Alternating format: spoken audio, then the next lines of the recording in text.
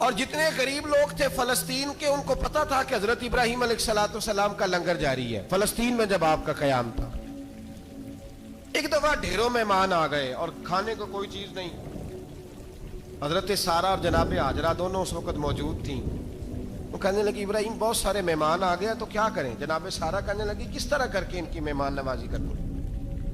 اور حالات یہ ہے کہ قحط پڑا ہوا ہے فلسطین میں، مصر میں، دور دراز علاقوں میں۔ تو حضرت ابراہیم کہنے لگے یہ اللہ کے مہمان ہیں اور ہمیں رب کریم کا بندہ سمجھ کے آ گئے، اللہ ہی بندوبست کرے گا۔ فرمانے لگے میرا مصر میں ایک دوست ہے، وہ قحط کے دنوں میں غلہ جمع کر لیتا ہے، میں اس کی طرف پیغام بھیجتا ہوں، مجھے امید ہے وہاں سے غلہ ملے گا۔ 2-3-5 اونٹ والے غلام بلائے اور ان کو کہا کہ جاؤ غلہ لے آؤ مصر کے دوست سے۔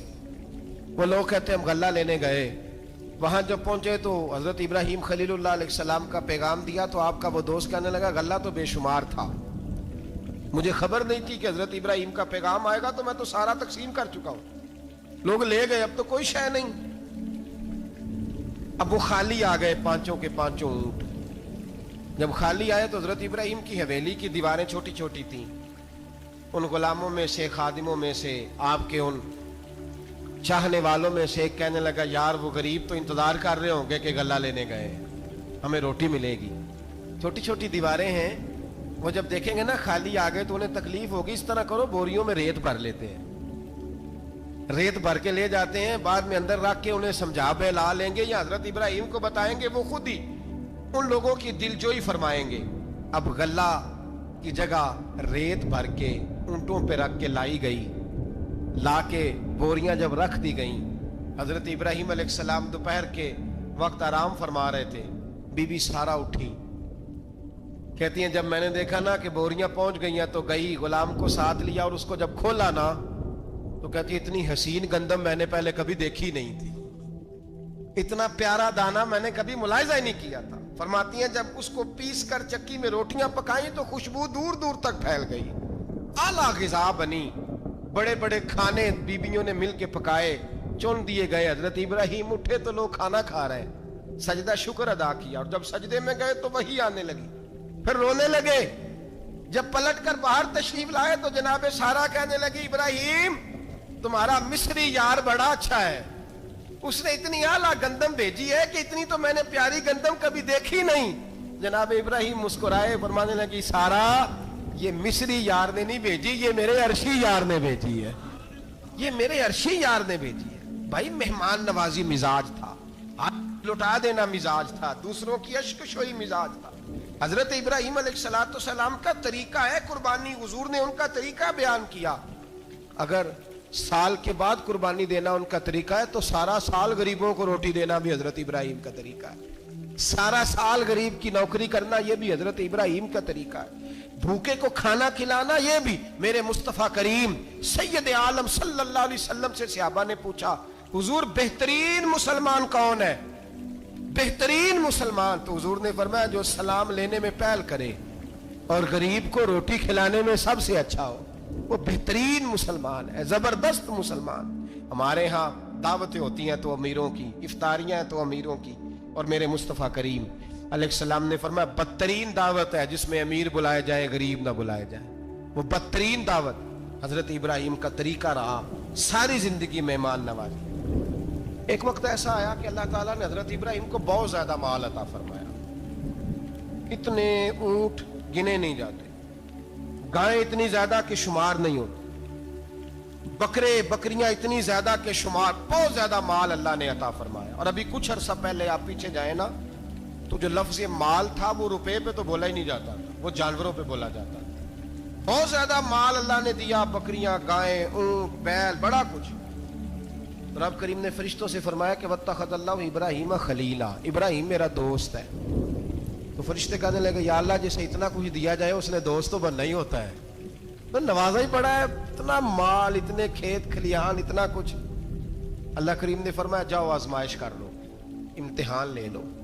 فرشتہ امتحان لینے پہنچ گیا۔ حضرت ابراہیم کے جانور چر رہے ہیں چراگاہ میں، حضرت ابراہیم بھی ہیں، غلام بھی ہیں، بہت بڑا ریوڑ ہے، آپ تشریف فرمائیں۔ ایک فرشتہ آیا تو کھیت میں چھپ کے بیٹھ گیا اور بلند آواز سے کہنے لگا سبحان اللہ वल्हम्दुलिल्लाह वला इलाहा इल्लल्लाह वल्लाह। ये तस्बीह बड़ी पसंद है, महबूब ने इनकी फजीलत बयान की। अब वो हजरत सैयदना इब्राहीम अलैहिस्सलाम खड़े थे तो वो खेत में बैठ के तस्बीह पढ़ने लगा, सुभान अल्लाह वल्हम्दुलिल्लाह वला इलाहा इल्लल्लाह। हजरत इब्राहीम कहने लगे ये मेरे रब का नाम कौन ले रहा है, बड़ी इसकी मीठी आवाज है, बड़ी कौन है। ढूंढने लगे, घूमते घूमते उसके पास चले गए, फरिश्ता इंसानी शक्ल में, तू मेरे रब का जिक्र कर रहा था? उसने कहा मैं ही कर रहा था। फरमाने लगे यार एक दफा फिर नहीं करता? तो कहने लगा इब्राहिम पहले तो मैं अपनी मर्जी से कर रहा था, तू कहता है तो पैसे लगेंगे, पैसे हैं तो कर देता हूं। हजरत इब्राहिम कहने लगे बोल तू क्या लेगा, मेरे अल्लाह का जिक्र सुनाने का क्या लेगा? कहने लगा जितनी बकरियां आप चरा रहे हैं सारी दे दे तो मैं अल्लाह का जिक्र सुना देता हूं। आपने फरमाया बस जा तेरी सारी हुई, मेरे रब का जिक्र सुना। और फिर शुरू हो गया सुभान अल्लाह अल्हम्दुलिल्लाह वला इलाहा इल्लल्लाह वल्लाहु अकबर। हजरत इब्राहिम अलैहिस्सलाम कैफ में, यार फिर जरा सुना, ना इल्मा विच फसा सानू, तू यार दी गल सुना सानू, जरा दोबारा सुना। मैं फिर सुनाया, एक दफा फिर कहा। फरिश्ता कहने लगा बस जी आपके पैसे पूरे हो गए। हजरत इब्राहिम कहने लगे चल एक दफा और सुना। कहने लगा पैसे लगेंगे, तो क्या लेगा? कहने लगा गाय भैंसे सारी मेरी। फरमाया बस यार इतनी कीमत, तू सुना सही, सारा कुछ ही तेरा। फिर शुरू हो गया सुभान अल्लाह वल्हम्दुलिल्लाह वला इलाहा इल्लल्लाह वल्लाहु अकबर। गायें दे दी, भैंसे दे दी, वो जिक्र सुनाता। हजरत इब्राहिम कभी मचलते हैं, कभी रोते हैं, कभी आहें भरते हैं, तू मेरे रब का नाम ले रहा है, जरा फिर से ले। कैफ जारी है। कहने लगा बस भाई। हजरत इब्राहिम फरमाने लगे तू और ले ले जो लेना है, मुझे जिक्र सुना। उसने कहा इब्राहिम बकरियां मैं ले चुका, गाय भैंसे मैं ले चुका, ऊंट रह गए, सारे ले लूंगा फिर जिक्र सुनाऊंगा। फरमाया जा तेरा हुआ तू जिक्र सुनाता रहे, मैं देता हूं। दे दिया, कुछ देर जिक्र किया तो अब खामोश हो गया। हजरत इब्राहिम खलीलुल्लाह अलैहिस्सलाम फरमाने लगे जिक्र सुना। कहने लगा इब्राहिम अब तेरे पास देने को क्या है, हर चीज तो मैं ले चुका। आप फरमाने लगे ये गाय भैंसे बकरियां चराने के लिए तुझे कोई नौकर मुलाजम भी तो चाहिए ना, तू इस तरह कर मुझे रख ले, मैं रोटी नहीं मांगूंगा, खाना नहीं मांगूंगा, तो अल्लाह का जिक्र सुनाता रहना, मैं तेरे जानवरों की नौकरी करता रहूंगा। हजरत इब्राहिम अलैहिस्सलाम ने जब ये कहा ना, फरिश्ते की आंखों में आंसू आ गए। तरदामनी पे शेख हमारी ना जाइए, हम दामन नचोड़ दें तो फरिश्ते वुजू करें। फरिश्ता रो पड़ा और कहने लगा इब्राहिम मुझे सीने से लगाओ, आप वाकई इस काबिल है कि अल्लाह आपको अपना दोस्त बनाए, वाकई इस काबिल है कि रब आपको अपना। हजरत इब्राहिम अलैहिस्सलाम का खुदा से मोहब्बत करने का निराला अंदाज। और मेरे भाई यही मोहब्बत उन्हें मेरे मुस्तफ़ा से भी थी।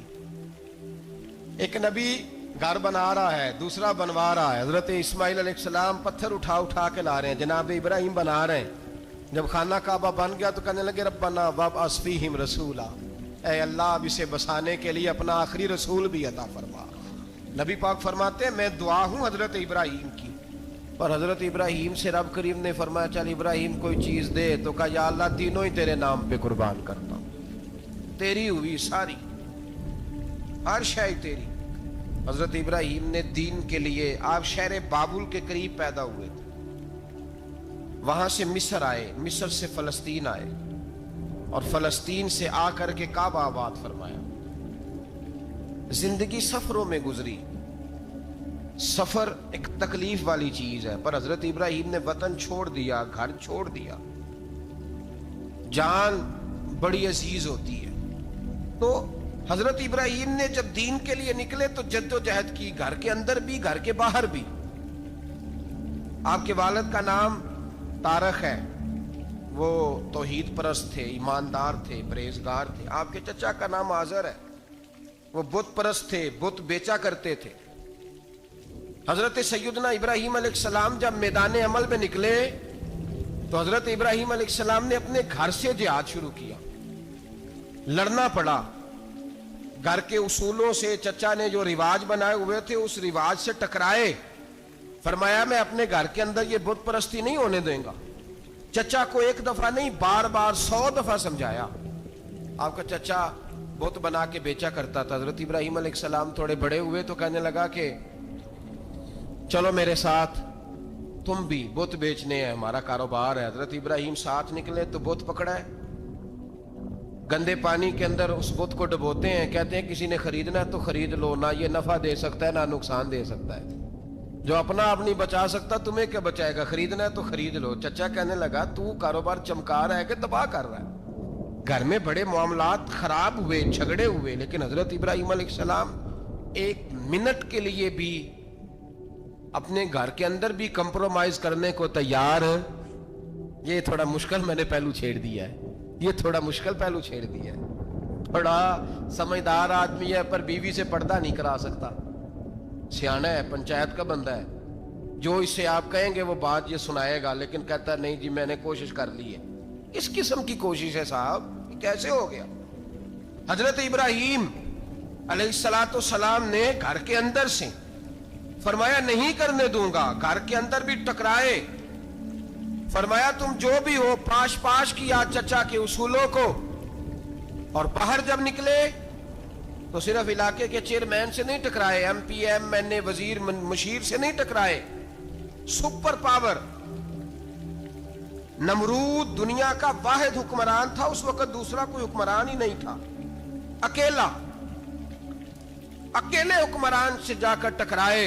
कोई साथ फौज नहीं थी, कोई साथ उनके ताकत बज़ाहिर दुनियादारी की कोई नहीं थी, पर हजरत इब्राहिम जाके टकराए। और मेरे रसूल पाक सल्लल्लाहु अलैहि वसल्लम ने सनद बयान की, फरमाया अफदलुल जिहाद कलीमतुल हक इंद सुल्तानिल जाबिर, फरमाया सबसे अफजल जिहाद ये है कि तू जालिम बादशाह के सामने खड़े होकर हक बात बयान कर दे। ये सबसे बड़ा जिहाद है, ये सबसे अफदलुल जिहाद है कलीमतुल हक इंद सुल्तानिल जाबिर, सबसे बड़ा जिहाद। हजरत इब्राहिम खड़े हो गए, सुपर पावर से टकराए। यहां हम लोग हिकमतों का शिकार हैं, देखेंगे, करेंगे, सोचेंगे, और मौलवी साहब को वैसे कहते हैं आप परहेज करें सियासी बातों से। भाई अल्लाह के हर नबी ने जाके वक्त के जालिम हुक्मरान को लताड़ा है, ललकारा है, ये तो मिशन अंबिया है।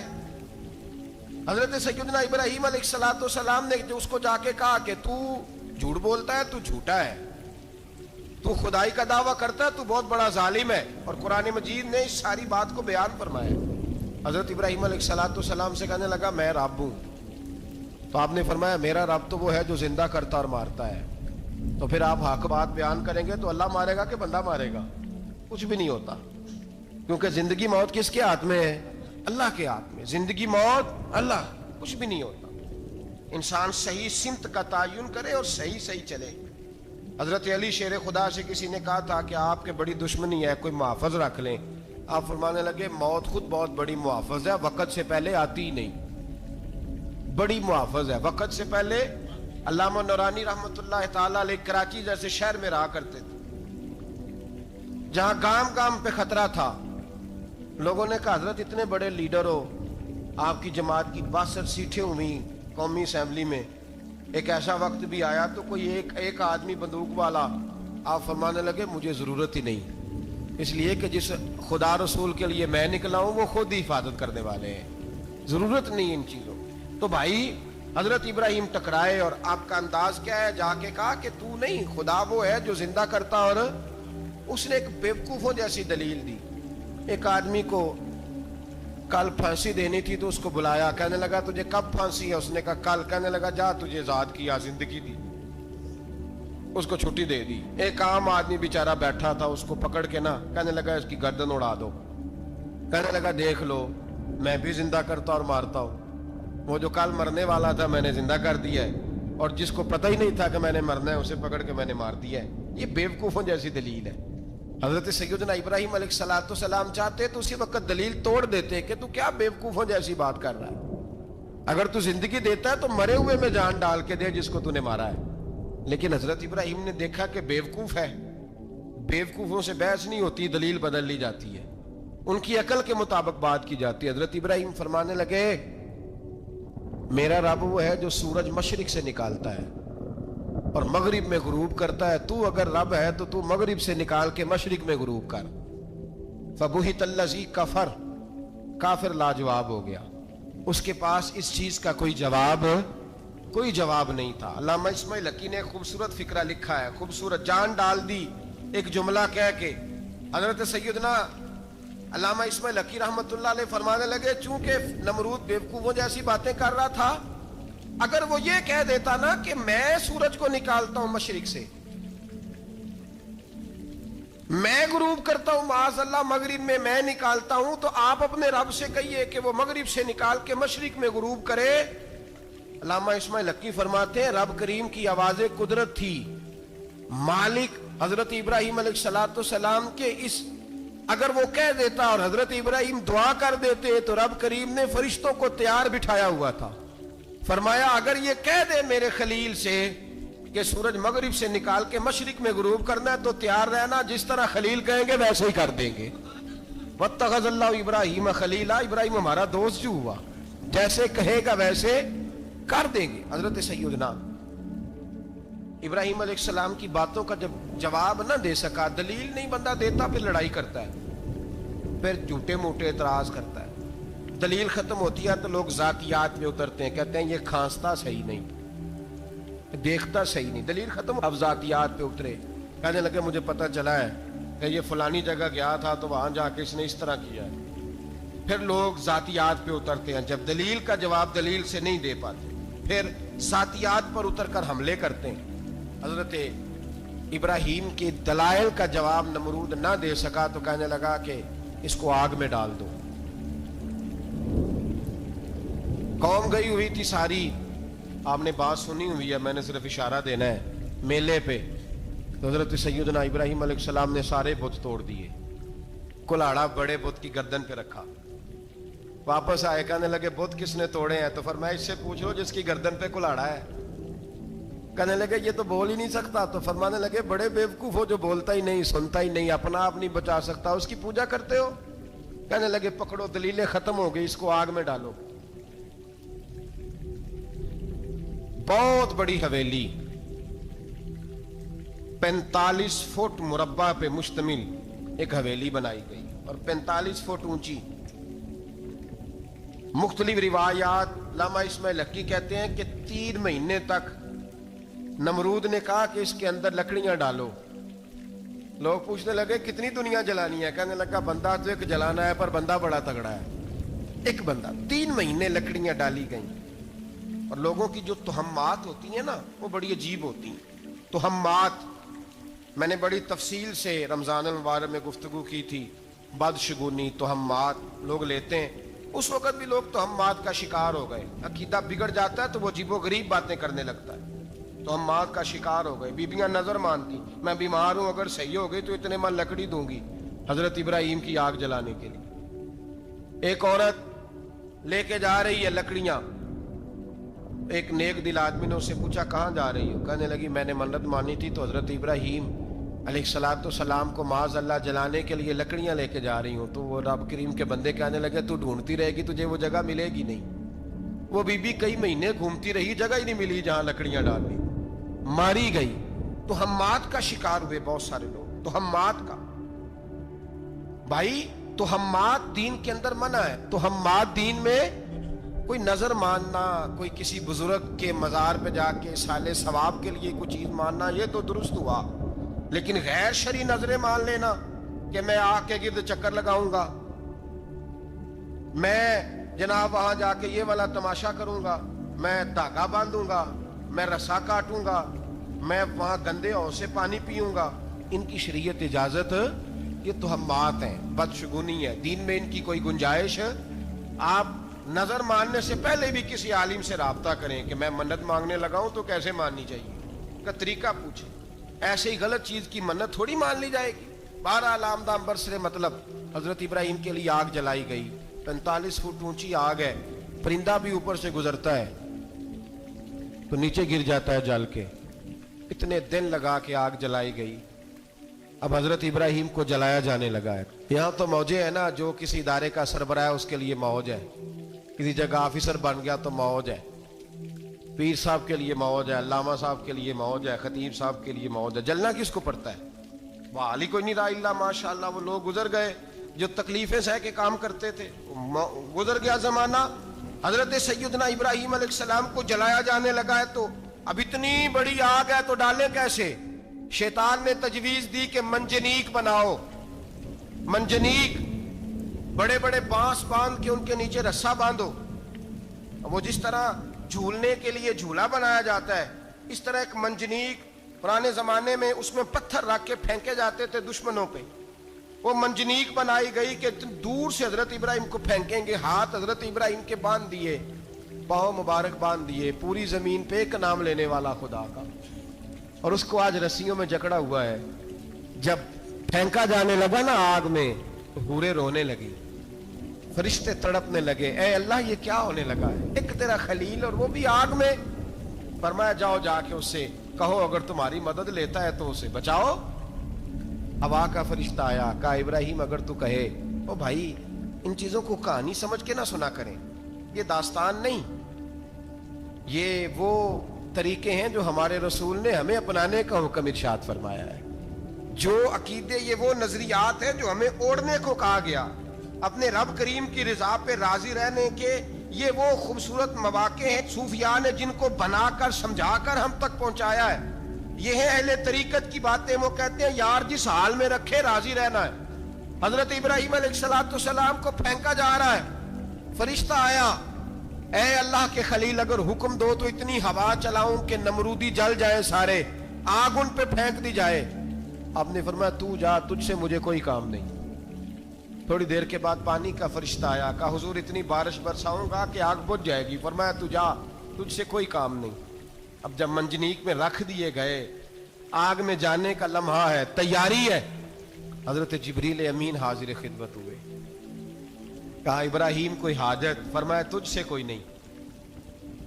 कहा चलो मुझसे नहीं तो रब करीम से ही बात कर लो, मुझे पता है मैं छोटा हूं, आप मुझसे मदद क्यों लोगे, रब करीम से ही बात कर ले। तो हजरत इब्राहिम कहने लगे जिब्रील ये बता, रब को नहीं पता उसका खलील किस हाल में है, उसे नहीं पता मैं किस हाल में हूं, मेरे हाथ बंधे हैं, पैर बंधे हैं आग में, उसे नहीं पता।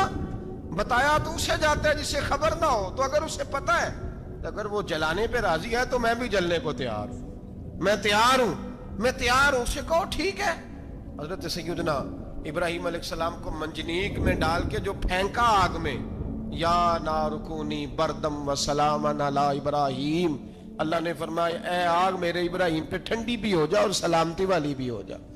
हजरत इब्राहिम को दो फरिश्तों ने बिठा दिया जमीन पे, फूल खिले हैं, कौंपलें महक रही हैं, कलियां खुशबू दे रही हैं। हजरत इब्राहिम ने सर सजदे में रख दिया, सुबहान अल्लाह वल्हम्दुलिल्लाह वला इलाहा इल्लल्लाह वल्लाहु अकबर। हजरत इब्राहिम अल्लाह की तस्बीह पढ़ने लगे, रब करीम का शुक्र बजा लाने लगे। निकले वहां से, कुछ दिन गुजर गए, निकले, हुक्म हो गया इब्राहिम इलाका छोड़ दो।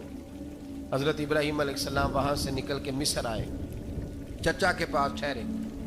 उन्होंने अपनी बेटी जनाबे सारा का निकाह कर दिया। कुछ आगे बढ़े तो एक जालिम बादशाह से टकराए।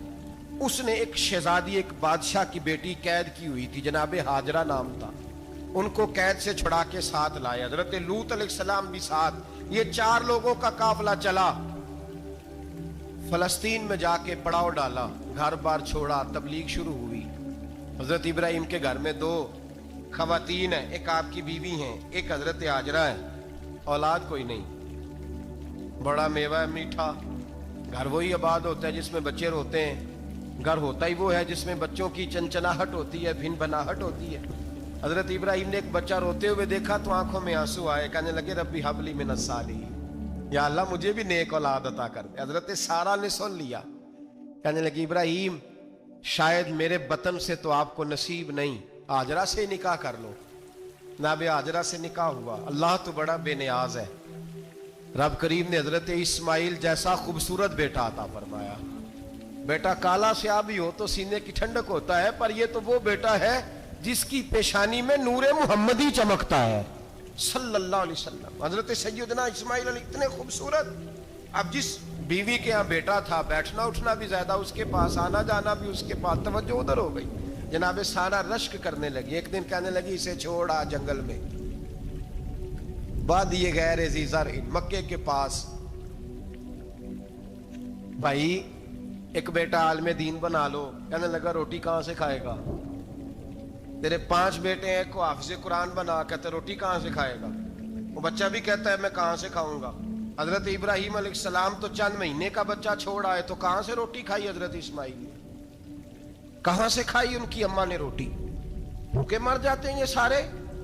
میں بڑے ذمہ داری سے کہا کرتا ہوں کہ جتنی خوبصورت روٹی اللہ کریم دین کے خادموں کو عطا کرتا ہے شاید کسی اور کے نصیب ہوتی ہو، لیکن ہم لوگ توجہ ہی نہیں کر رہے، ہمارا ذوق ہی نہیں بن رہا، ہم یہ محنت ہی نہیں کر رہے کہ قوم کو مستند علماء کی ضرورت ہے، علاقوں کے علاقے خالی ہیں، ادھر ہمارا مزاج ہی نہیں بن رہا، توجہ ہی نہیں دین کی خاطر۔ اور پھر چلے بچے تو بعد کی بات ہے نا، جو ابھی خود جوان ہے وہ بھی تو یہ دعا، ایک صاحب مجھے کہنے لگے میں دعا مانگ رہا ہوں اللہ مجھے بیٹا دے تو میں اسے دین پہ لگاؤں گا، تو میں نے کہا آپ بھی بوڑھے نہیں ہوئے، آپ خود ہی لگ جائیں، بیٹا تو ابھی آئے گا تو لگے گا نا، تو آپ تو اس وقت ہے تو آپ تو پہلے لگے نا صاحب، 2 گھنٹے تو نکال کے آئے، دین سیکھنے کو کافی ہے۔ آپ اتنی لمبی سوچ رہے ہیں کہ بچہ آئے گا تو بڑا ہوگا تو وہ جائے گا تو دیکھی جائے گی، ابھی تو آپ ہیں تو آپ تو آؤ۔ حضرت ابراہیم نے بچہ وہاں چھوڑا۔ یہاں سے جو عمرہ کرنے لوگ جاتے ہیں نا، جو حج کرنے جاتے ہیں، ان کو پتا ہے کہ وہاں دنیا کی ہر نعمت ملتی ہے، پھر بھی ڈبل ٹرپل پیسے لوگ جیبوں میں ڈال کے جاتے ہیں۔ حضرت ابراہیم جب وہاں لے کے گئے تو کوئی انسان نہیں تھا، پانی کا قطرہ نہیں تھا، 2 کلو کھجوریں، ایک مشکیزہ، بیوی کو تھمایا۔ ہمارے گھر میں ہزاروں چیزیں پڑی ہیں لیکن وہ جو توکل ہے نا وہ ختم ہو گیا ہے۔ اللہ دے گا، حلال حلال پہ قناعت کرے، جائز جائز پہ بھروسہ کرے، رب کریم عطا کرنے والا ہے، وہ مزاج ختم ہو گیا۔ حضرت سیدنا ابراہیم علیہ السلام 2 کلو کھجوریں، ایک مشکیزہ پانی کا دے کر کے، اور وہاں بٹھایا آپ نے اپنے بچے کو اور اپنی زوجہ جناب ہاجرہ کو، اور بٹھا کر کے یہ واپس پلٹنے لگے تو حضرت ہاجرہ سلام اللہ علیہ نے آواز دی، کہا ابراہیم کس کے سہارے پہ چھوڑ کے جا رہے ہیں؟ جہاں آب زمزم کا کنواں ہے نا، جو لوگ گئے ہیں جنہوں نے صفا مروہ کی صحیح کی ہے، صفا مروہ سے باہر نکلے نا، سرکار کی ولادت کا مقام ہے، اس جگہ پہ آب زمزم کا کنواں تھا، وہاں حضرت سیدنا ہاجرہ کو بٹھایا، کوئی چیز نہیں، کوئی درخت نہیں، کوئی کھیت نہیں، کوئی پانی نہیں، کوئی کنواں نہیں، وہاں بٹھایا اور بٹھا کر کے نکلنے لگے تو جناب ہاجرہ فرمانے لگی ابراہیم کس کے سہارے پہ چھوڑ کے جا رہے ہو؟ کہنے لگے اللہ کے سہارے پہ۔ تو پاک باز بی بی نے ایک لفظ پوچھا، کہا ابراہیم یہ میرے رب کا حکم ہے، یہ میرے، بس جن کا عقیدہ توحید مضبوط ہو ان کے لیے ایک جملہ کافی ہوتا ہے، یہ میرے اللہ کا حکم ہے۔ تو جناب ابراہیم علیہ السلام فرمانے لگے ہاجرہ ہاں رب کا حکم ہے۔ جب یہ لفظ کہے تو چاہیے تھا نا حضرت ابراہیم تسلی دیتے، تو بی بی صاحبہ تسلی دینے لگی، عرض کرنے لگی ابراہیم اگر اللہ کا حکم ہے تو پھر آپ ہماری فکر نہ کرنا، اگر یہ رب کا حکم ہے تو پھر ہماری فکر نہ کرنا، جس رب نے ہمیں یہاں تک پہنچایا ہے وہ ہمیں کبھی بھی ضائع نہیں فرمائے گا، پھر فکر نہ کرنا۔ حضرت ابراہیم آ گئے، بات آپ نے سنی ہوئی ہے، اشارہ کرنا مقصود ہے۔ 13 سال میں چلے مان بھی لیا جائے بعض روایات کی روشنی میں کہ آتے جاتے بھی رہے، لیکن مکمل دیکھ بھال اپنے بچے کی پرورش میں پورا حضرت ابراہیم علیہ السلام کا کردار، سارا کردار ماں کا تھا۔ میں جب خواتین کے بارے میں کوئی بات کرتا ہوں تو میں آپ کو اکثر کہتا ہوں کہ یہ صرف بیوی کے لیے حکم نہیں ہوتا، یہ ٹریننگ بیٹی کو دینی ہے اور بہن کو دینی ہے، یہ تربیت کرے اپنے گھر میں۔ میں تجربے کی روشنی میں یہ بات عرض کیا کرتا ہوں کہ بھائی بچے باپ کے فرما بردار اس وقت ہوتے ہیں جب اماں انہیں باپ کا فرما بردار کرتی ہے، اور بچے باپ کے نافرمان بھی تب ہوتے ہیں جب اماں انہیں باپ کا۔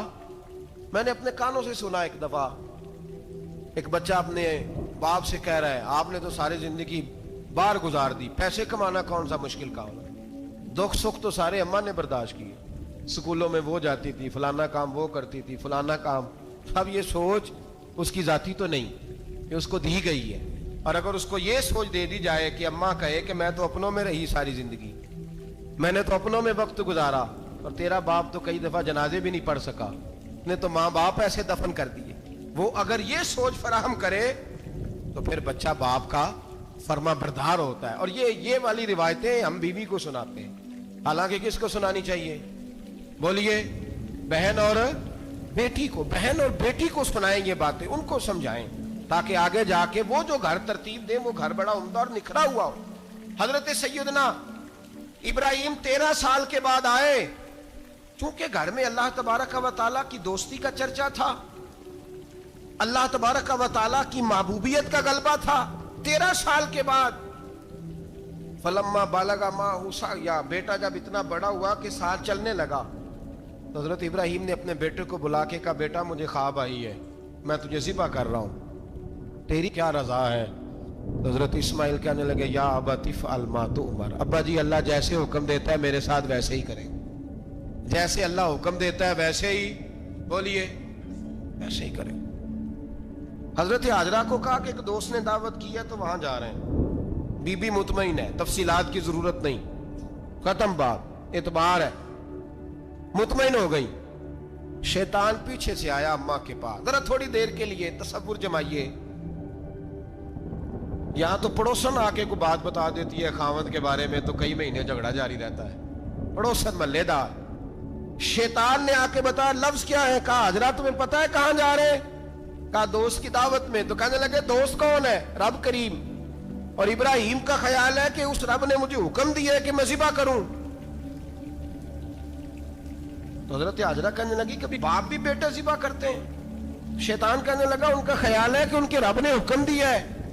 جناب حاجرہ فرمانے لگی اگر رب نے حکم دیا تو پھر تو مجھے شیطان لگتا ہے، تو مجھے شیطان لگتا ہے. کہا کیا مطلب؟